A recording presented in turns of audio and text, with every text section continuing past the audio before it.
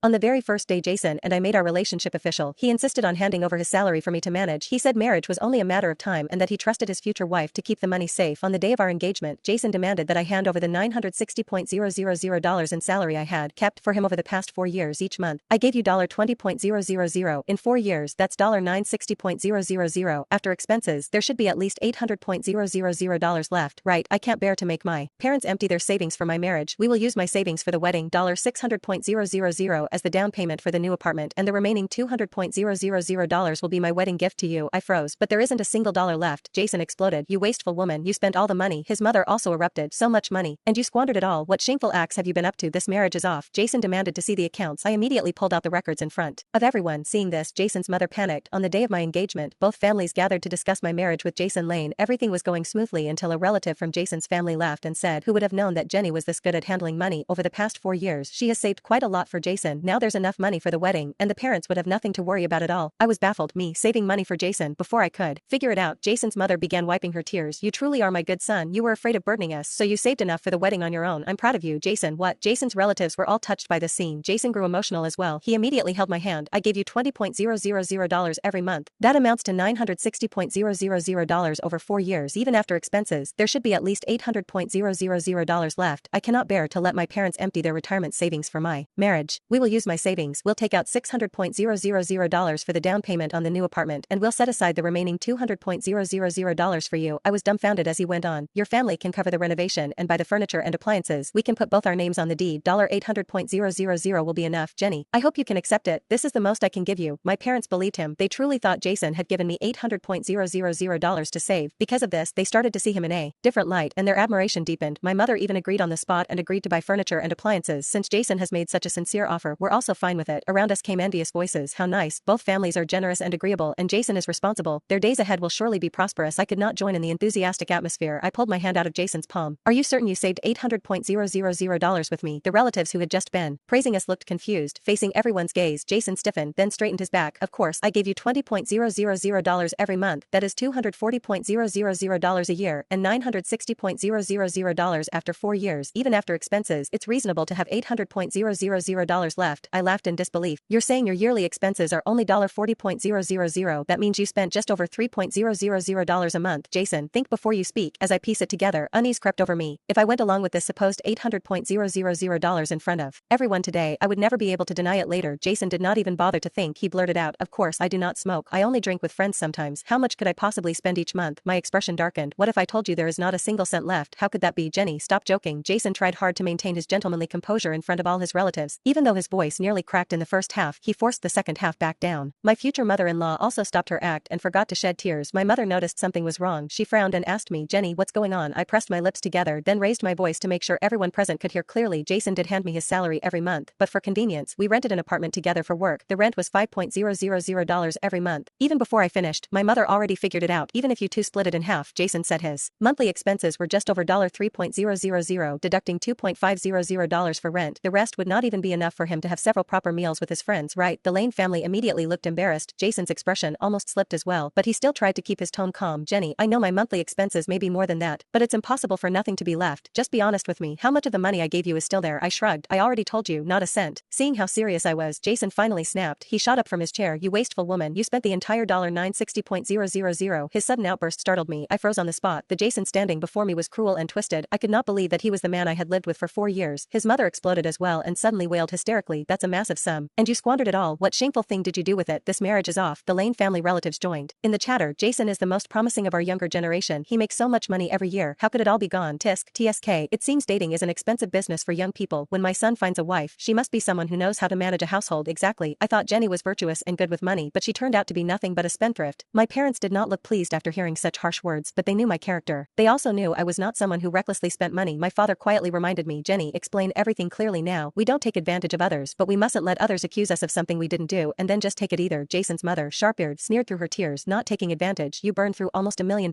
in 4 years. Your daughter lived in comfort with Jason. So how could you say she suffered?" My mother, being a woman of dignity, could not stoop to that kind of bickering. Her face flushed red with anger. "Jenny, accounts must be settled properly. You should know this principle. Do not let them smear you. Since everyone is here today, we will settle it right here in the open." Settle it? Of course, it had to be settled. The Lane family relatives craned their necks eager for a spectacle. How could I not give them exactly what they wanted? I pointed at Jason's suit. "The suit you are wearing costs $5,000. $1.000. The shirt underneath was $1.200. The leather shoes on your feet were $3.000. Even your tie was more than $800. You have at least 40 sets of similar outfits in your closet. At once, murmurs of calculation spread around the room. Some people even pulled out their phones and started using their calculators. The conclusion came quickly. Good heavens, just a few outfits add up to more than $400.000. Jason had not realized that he had been spending so heavily. His confidence faltered, and his parents were stunned as well. After a long pause, Jason forced out a line. Some of those were birthday gifts from you. You cannot seriously count those against me, can you? You were using my money to buy me gifts. I cannot believe you would think that way. I barked out an angry, sharp laugh. When did I ever say I would count those against you? I had been a fool and allowed myself to spend too much on him. My gaze shifted to his wrist. That watch. I had given it to him that year for his birthday. I had told him it only cost tens of thousands, but in truth, it was six figures. Until that day, my relationship with Jason had been fine. He sometimes acted like a nobody who thought he had become somebody, flaunting himself and caring too much about appearances. However, he did not have major flaws and treated me decently. When it came to food, clothing, housing, and travel, we were compatible, our tastes matched, and unlike other men from rural families who were stingy, he was excessively generous. What I had not expected was that his generosity came from the fact that I was safeguarding his salary. Spending it felt like dipping into an endless vault. Once the flashy disguise was torn away, our 4 years together turned out to be unbearably hollow. Just to protect his pride and his vanity, I had not even dared to tell him the truth about my real income and family background. He said his monthly salary was $20.000, so I claimed mine was $15.000. In hindsight, it was utterly foolish of me. Noticing my gaze, he quickly pulled down his sleeve to cover the watch. That was also a birthday gift from you. You are not going to count that in too, are you? Disgust welled up inside me. I know, I never intended to add everything in. I just want to ask you one last time. Do you still insist on continuing this calculation? Will you admit you never saved any money with me? Jason grew irritable. Of course we'll continue, even if half of these outfits were paid with my own money. That is only a little over $200.000. These expenses were all necessary for work. If you claim there is nothing left, then where did it all go? I want to see what other big expenses you think you can name besides these. I said fine 3 times in a row, then pulled out my phone and opened my accounting app. Here are our household expenses. Rent is $5.000. Utilities, gas, tissues, and other household items cost $1.000 a month. During summers, electricity is much higher, so we need to add another $1.000 each month. Besides that, you do not cook, and I do not have time to cook either. For breakfast and lunch, we always eat outside or at our offices. Dinner is always takeout or dining out.